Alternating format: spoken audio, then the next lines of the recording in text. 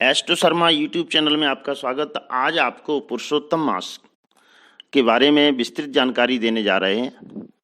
इस के स्वामी भगवान श्री कृष्ण और इनका बीज मंत्र है ओम नमो भगवते वासुदेवाय। इसे अधिक मास भी कहते हैं। पुरुषोत्तम का तात्पर्य पुरुषों में उत्तम, अर्थात भगवान श्री कृष्ण जिनकी कृपा से विष्णु लोक का स्थान प्राप्त होता है। इसमें अवतारों में भगवान श्री कृष्ण को श्रेष्ठ माना गया, वैसे ही सभी मासों में श्रेष्ठ पुरुषोत्तम मास है। इस मास में जो भी व्यक्ति व्रत करता है उसके समस्त पाप दूर हो जाते हैं। इसमें दान करना, स्नान करना, जप, अनुष्ठान और व्रत का विशेष महत्व है, क्योंकि इसका फल कई गुना मिलता है। काल गणना के आधार पर अधिक मास दो विधियों से बनता है, चंद्र काल या सूर्य काल। तो चंद्र काल के अनुसार 354 दिन होते हैं और सूर्य काल गणना में 365, जिसमें 11 दिन बचते हैं और 3 वर्ष में वो 11 दिन 33 हो जाते हैं। इस प्रकार से एक मास अधिक मास या चंद्र मास के रूप में प्राप्त होता है। सूर्य किसी भी राशि में प्रवेश नहीं करते हैं, इसलिए इस माह में कोई भी शुभ कार्य या नवीन कार्य नहीं होता है। शुभ कार्यों के मुहूर्त न होने के कारण लोगों ने, पंडितों ने, ऋषियों ने, देवताओं ने इसे उपेक्षित कर दिया। तब पुरुषोत्तम मास की देवी ने भगवान से गुहार किया।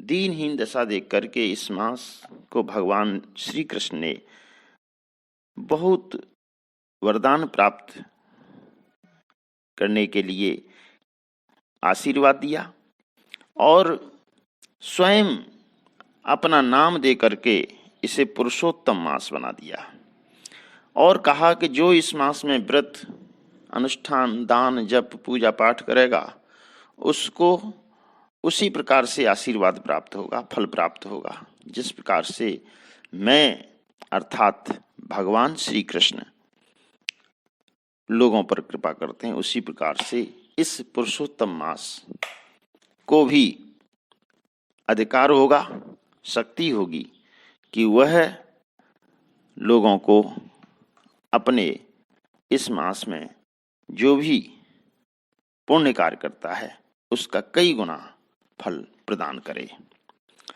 इस मास में हृदय शुद्धि का भी विधान है, क्योंकि जैसे श्रेष्ठ मास बना वैसे ही बुरा हृदय भी अच्छे हृदय में, अर्थात अज्ञानी भी ज्ञानी हो जाता है, नास्तिक से आस्तिक हो जाता है और वह असीम वरदान प्राप्त करके विष्णु लोक को प्राप्त करते हैं।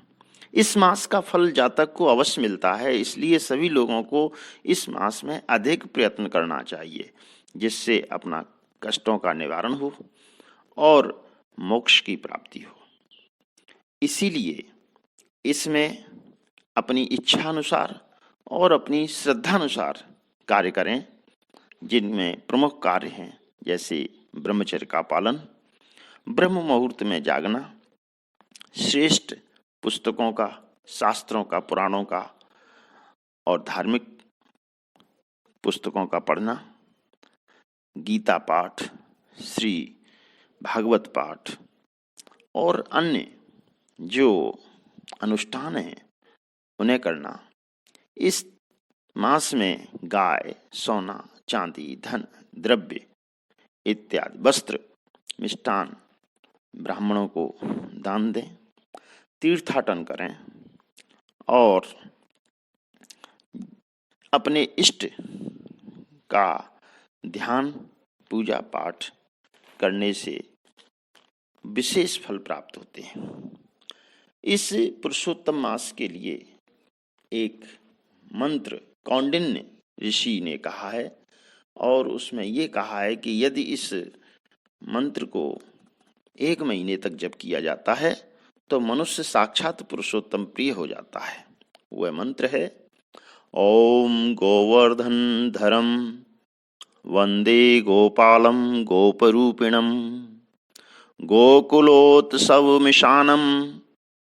गोविंदम गोपिका प्रियम। इस मंत्र को नित्य पढ़ना चाहिए, जितनी आवृत्ति कर सकें उतना करें। और यदि इसे नहीं कर सकते हैं तो अपने घर पर संकीर्तन जरूर करें, हरे कृष्णा कृष्णा कृष्णा हरे हरे। इसके कीर्तन करने से सुख समृद्धि और कष्टों का निवारण होता है। इस प्रकार से मैंने आपको पुरुषोत्तम मास के बारे में जानकारी दी।